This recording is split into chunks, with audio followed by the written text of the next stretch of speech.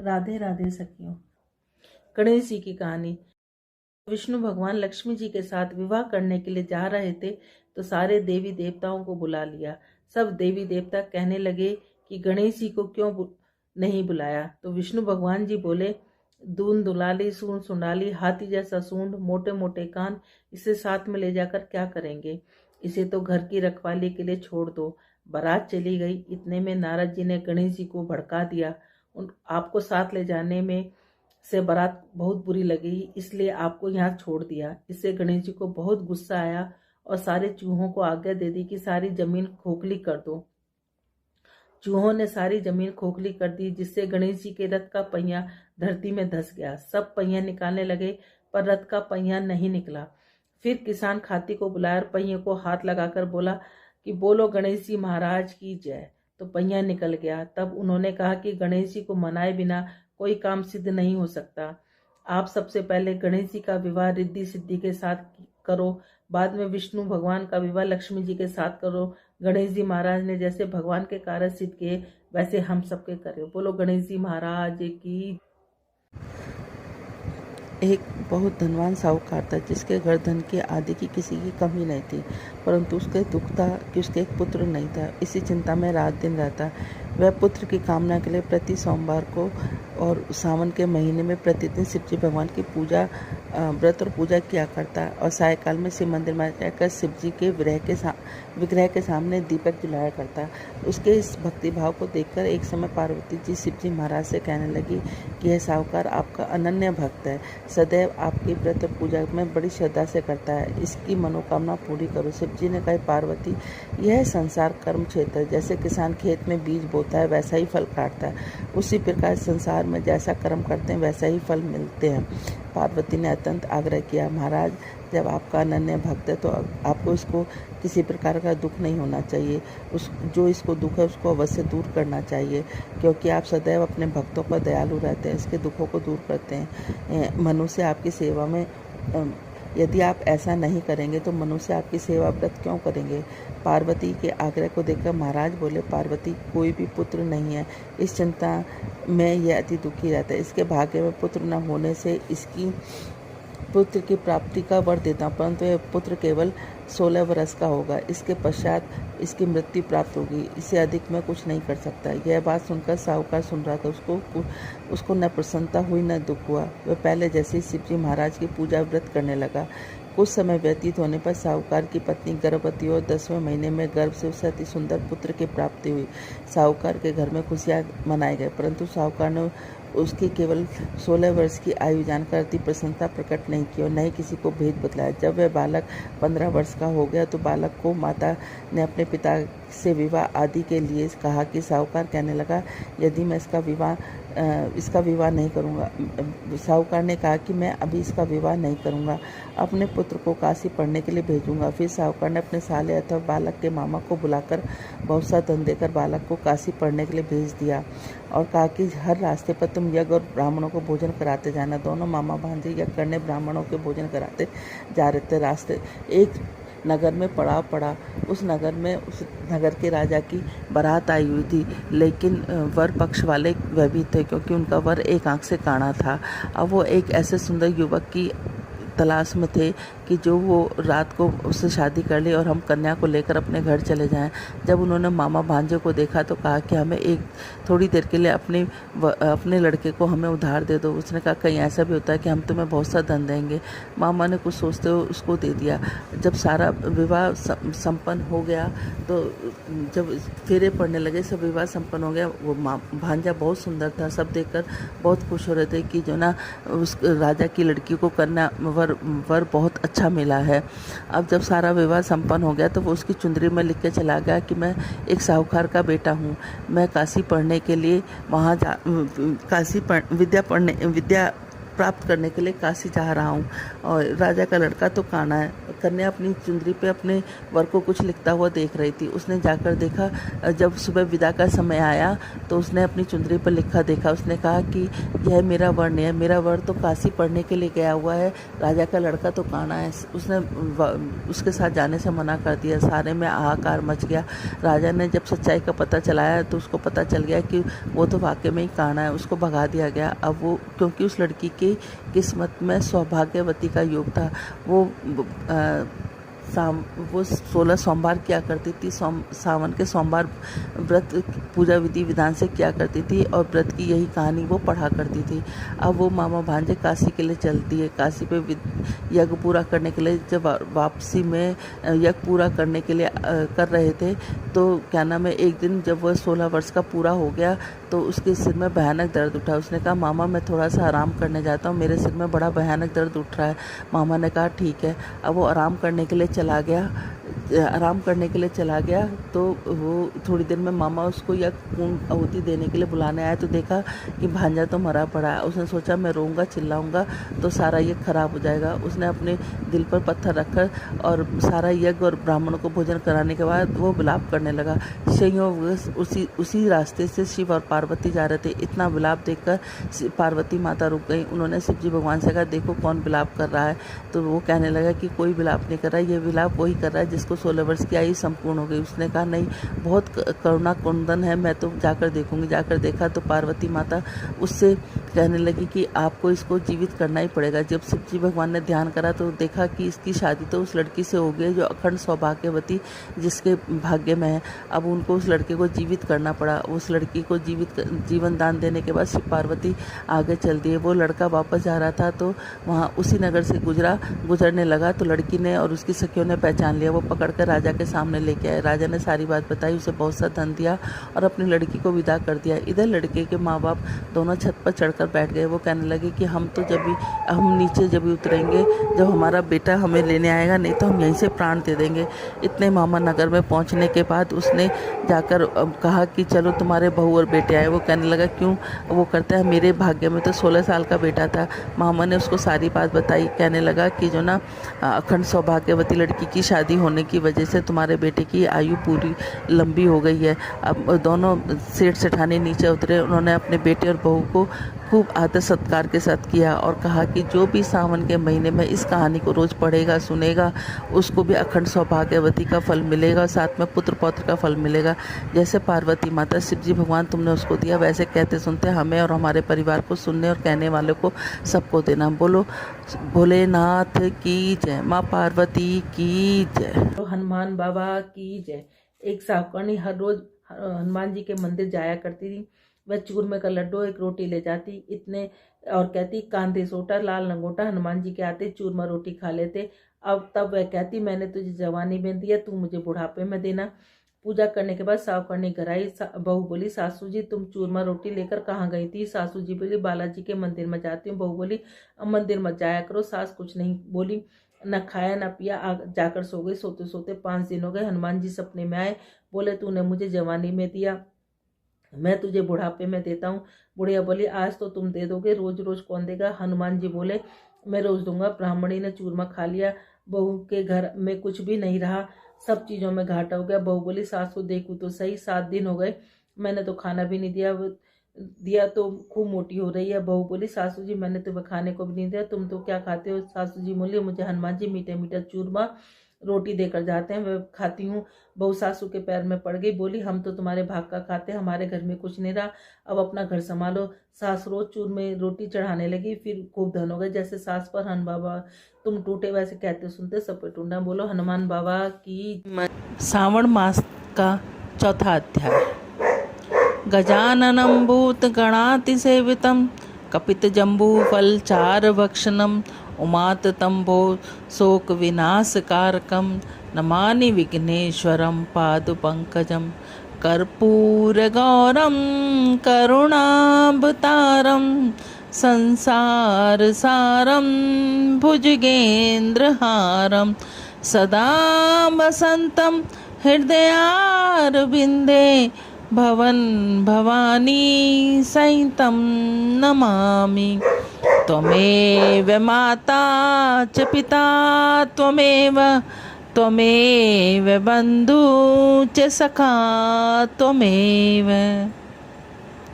ओम नमः शिवाय, ओम नमः शिवाय, ओम नमः शिवाय, ओम नमः शिवाय, ओम नमः शिवाय, ओम नमः शिवाय, ओम नमः शिवाय, ओम नमः शिवाय।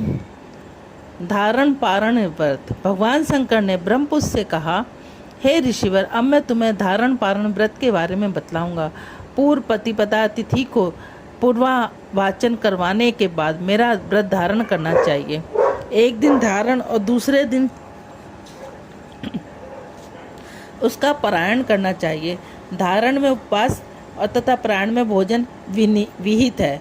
मास की समाप्ति पर उद्यापन करना चाहिए। श्रावण मास की समाप्ति पर कीर्तन पुण्य हवन वाचन कराकर आचार्य तथा दूसरे ब्राह्मणों का वरण करना चाहिए। शिव पार्वती की सोने की प्रतिमा को घट के ऊपर स्थापित करना चाहिए। रात्रि में भक्ति पूर्वक शिव महापुराण का श्रवण कीर्तन आदि करके रात्रि जागरण करना चाहिए। प्रातःकाल हवन करना चाहिए। जजम्ब के जजामहे मंत्र से तिलों की और चावलों की आहुति देनी चाहिए। वामदेवाय विद्महे महादेवाय धीमहि तन्नो रुद्र प्रचोदयात मंत्र से घृत और चावल की आहुति देनी चाहिए। ओम नमः शिवाय मंत्र से खीर की आहुति देनी चाहिए। इसकी पूर्ण आहुति देकर होम समाप्त करना चाहिए। ब्राह्मणों को भोजन कराना चाहिए। आचार्य का पूजन करना चाहिए। इस प्रकार व्रत को पूर्ण करने में ब्रह्म हत्या अथवा आदि पापों से मनुष्य मुक्त हो जाता है। इसमें लेस मात्र भी संदेह नहीं। हे सतन कुमार, अब मैं तुम्हें श्रावण मास में उपवास की विधि सुनो। श्रावण मास में प्रतिपदा तिथि को मनुष्य स्त्रियों को संयमता जितेंद्रिय होकर व्रत का संकल्प करना चाहिए। अमावस्या के दिन लोगों को वृषभ ध्वज भगवान महादेव का 16 विधियों से पूजन करना चाहिए। ब्राह्मण को वस्त्र अलंकार देकर उनका पूजन करना चाहिए। उन्हें भोजन कराकर दक्षिणा देकर हाथ जोड़कर विदा करना चाहिए।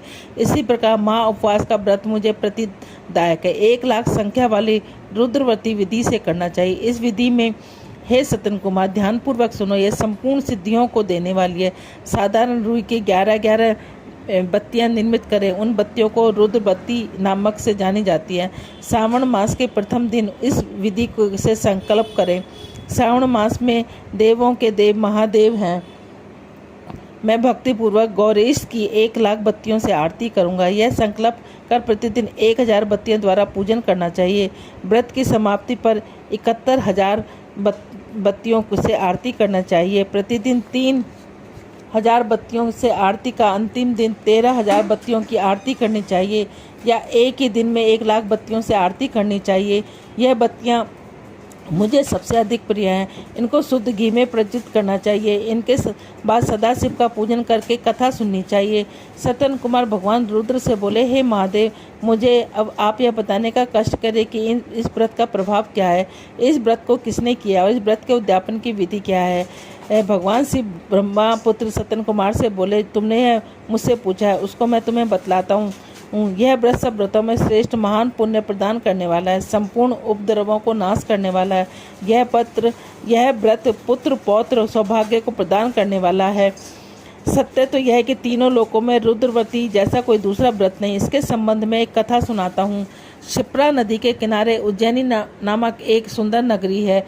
उस नगर में सुगंधा नाम की एक अत्यंत सुंदर वैश्या रहती थी। उस वैश्या के कई युवा पुरुष और ब्राह्मणों के धर्म भ्रष्ट किए। बार बार बहुत से राजाओं तथा राजकुमारों को बिगाड़ा। इस प्रकार उसने अनेकों व्यक्तियों को बुरी तरह से लूटा। लूटने के बाद धक्के देकर घर से बाहर निकाल दिया। अब वे सम्मानित नागरिक शर्म के मारे किसी और को अपना मुख तक न दिखा सके। उस सुगंधा वैश्य के शरीर से निकली सुगंध 1 कोस तक फैली रहती थी। पृथ्वी पर उसके रूप लमड़ने की खातिर दूर दूर तक रहती थी। वह गायन विद्या में 6 राग तथा 36 रागनियों में निपुण थी। नृत्य में रंभा आदि देवांगनाओं को पीछे छोड़ चुकी थी। एक बार वह वैश्या क्षिप्रा नदी के तट पर गई। वहां उसने सब और ऋषियों को देखा।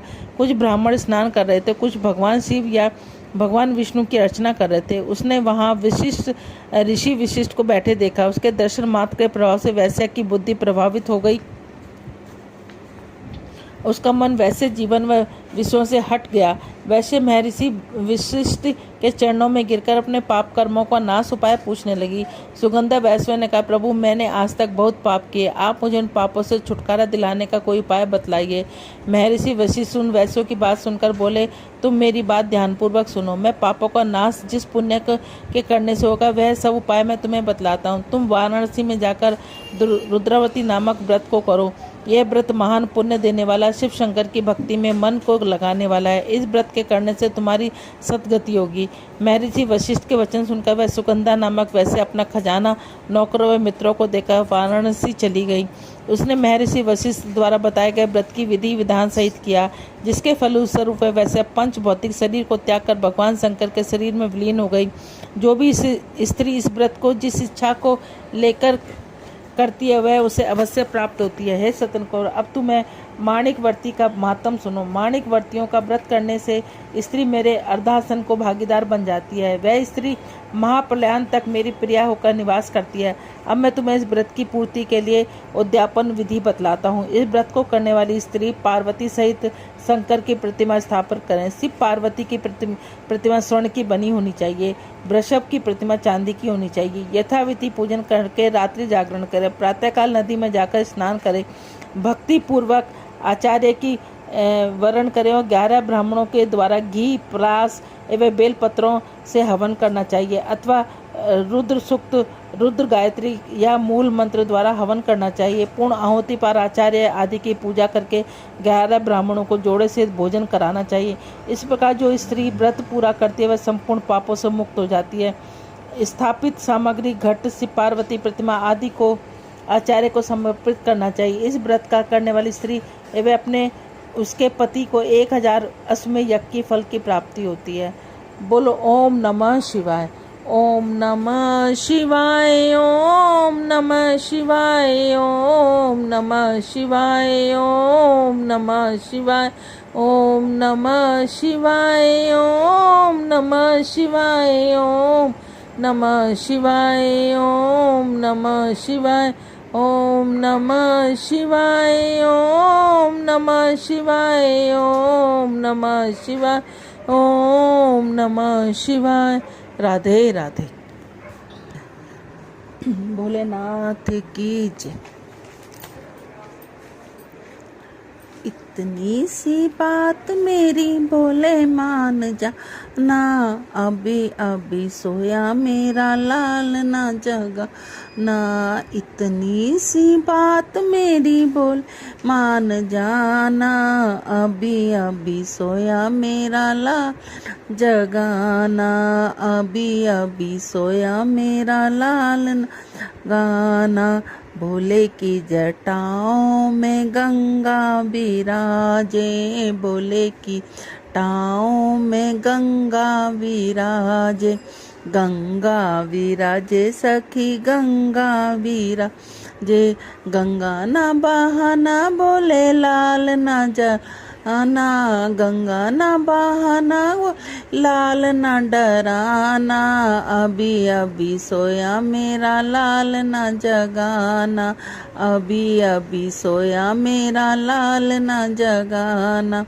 इतनी सी बात मेरी भोले मान जाना, अभी अभी सोया मेरा लाल ना जगाना।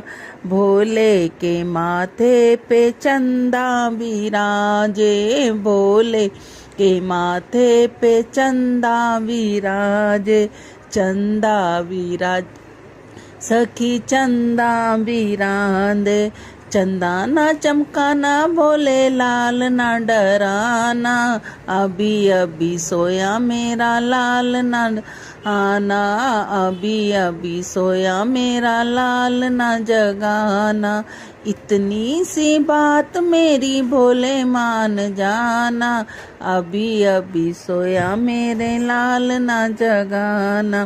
भोले के गले में सर्पों की माला, भोले मैं सर्पों की माला, सर्प न दिखा ना बोले लाल न जगाना, सर्प न दिखा बोले लाल न जगाना, अभी अभी सोया मेरा लाल न आना, अभी अभी सोया मेरा लाल न जगाना, इतनी सी बात बोले मेरी मान जाना, अभी अभी सोया मेरा लाल न जगाना, अभी अभी सोया में अल न जगाना, भोले के हाथों में डमरू बिराजे, भोले के हाथों डमरू बिराजे, डमरू बिराजे सखी डमरू बिराजे, डमरू ना बजाना भोले लाल ना डराना,